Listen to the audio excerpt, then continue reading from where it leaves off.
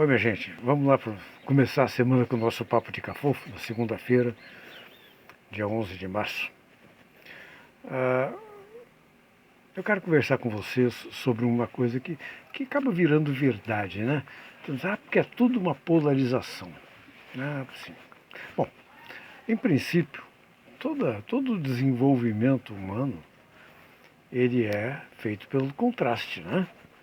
Então a gente tem uma situação, tem outra, a gente sabe que quer uma, não quer a outra.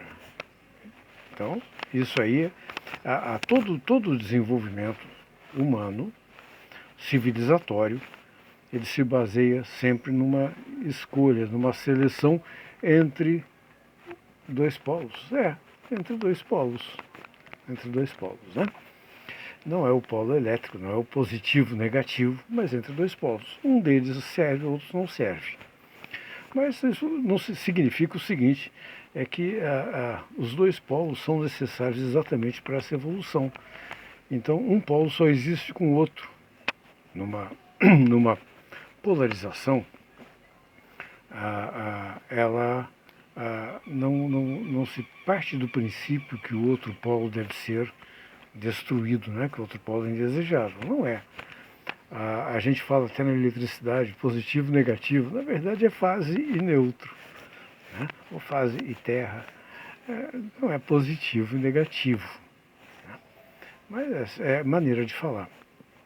Não há um sem o outro, né? Bom, a gente tem uma situação política em que dizem é tudo polarizado. A polarização na política, sim, existe. Existe também uma linha que se quer e uma linha que não se quer. Não significa que uma linha seja absolutamente correta, então a outra linha deva ser destruída. Isso não é uma situação maniqueísta, não é o bem contra o mal, como os arautos do evangelistão pretendem.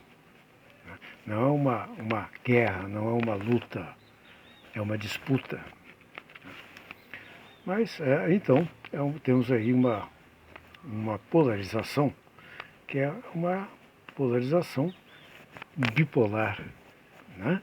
Dois polos que se complementam, que se alternam, que contribuem um com o outro, e ambos com o processo civilizatório. E há também uma polarização monopolar. Essa sim, essa é perigosa. Essa é maniqueísta, essa é excludente, essa é aquela que quer eliminar o adversário. O adversário não é adversário, o adversário é um inimigo a ser combatido, né? E aí mora o perigo. Bom, o que está acontecendo por aí, mundo afora? Os dois polos tradicionais, né, que basicamente eu vou dar um apelido aí, a democracia cristã e a social-democracia, e variações sobre o tema, ambos dentro de um arcabouço democrático. Ou seja, alternam-se, um é situação, outro oposição, e eu não estou me referindo a partidos, e sim a conjuntos de ideias, né?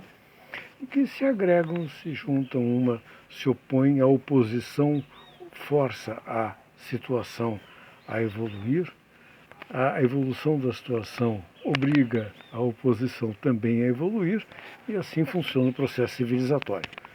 Quando se trata de uma polarização monopolar, essa é radical. Essa, quem não está dentro merece ser destruído, não merece existir. Isso tem ocorrido com esses movimentos de extrema-direita que pipocam o mundo afora. E aí, por que eles pipocam? Exatamente porque a polarização política ela ficou enfraquecida.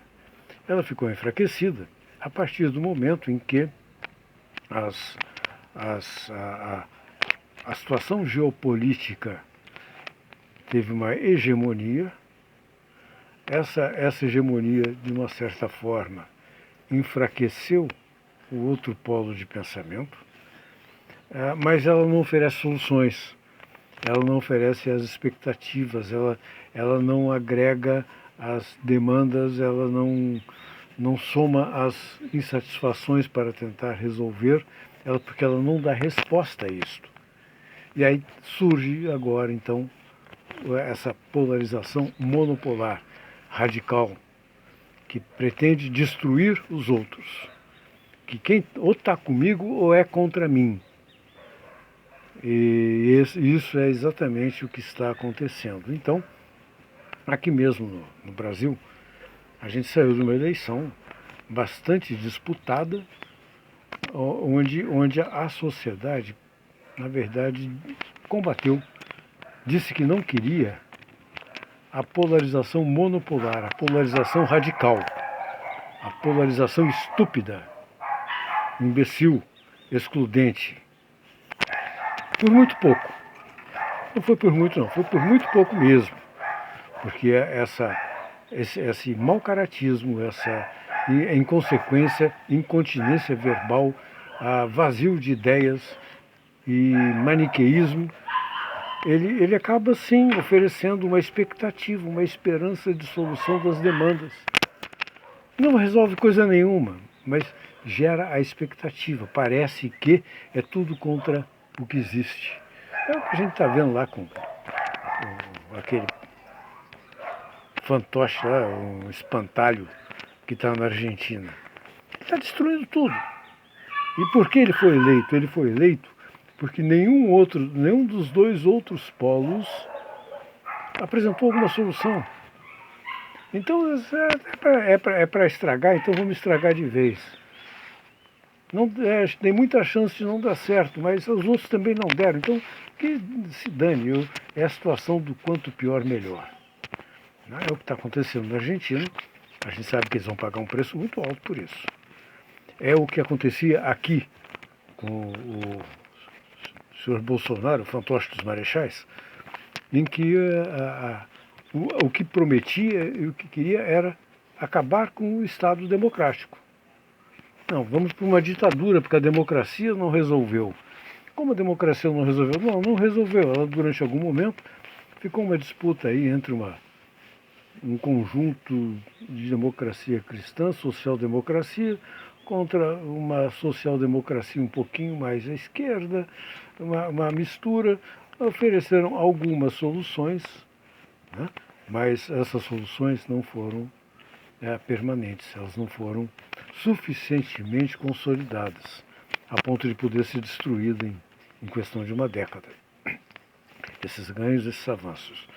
Então, aqui a gente também caminhou para a história do quanto pior, melhor. Um estúpido boquirroto ganhou apoio. Ganhou apoio por quê? Porque, vamos demolir logo. Vamos demolir logo. Joga pedra na genipa. Bom, a gente está vendo aí nas últimas pesquisas uma queda na popularidade do governo.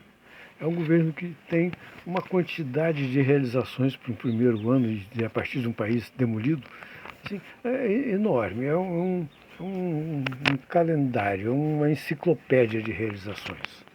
Porém, a percepção dessas realizações não está se configurando. Não está se configurando por quê?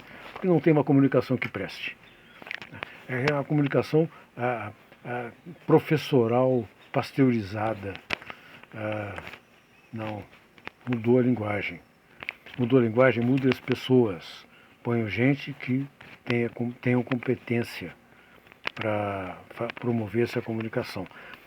Porque as expectativas existem, as esperanças é que estão diminuindo. E estão diminuindo as esperanças apesar das realizações, apesar das esperanças atendidas.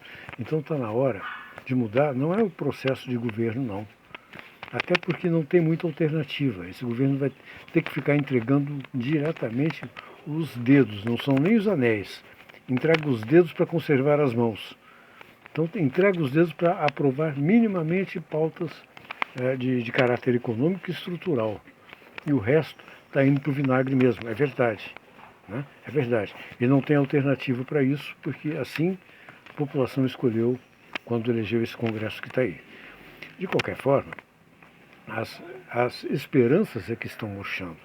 E as esperanças estão murchando porque o governo está sendo absolutamente incompetente no comunicar. Tá? Não é outro motivo. Tá? Não há motivos reais para essa queda. Agora, há motivos de percepção. E a gente pode considerar que os motivos de percepção também são reais, porque ninguém vai dizer que quem está percebendo errado. Não, ele está percebendo certo. Ele está sendo informado errado, ele está sendo mal informado. Então, gente, se alguém tiver acesso aí a poder influenciar a comunicação governamental, por favor, dê uma sacudida nisso, porque o caos se avizinha e o velho chacrinha, a dizer que quem não se comunica se estrumbica. Então é isso, um bom resto de dia para vocês todos.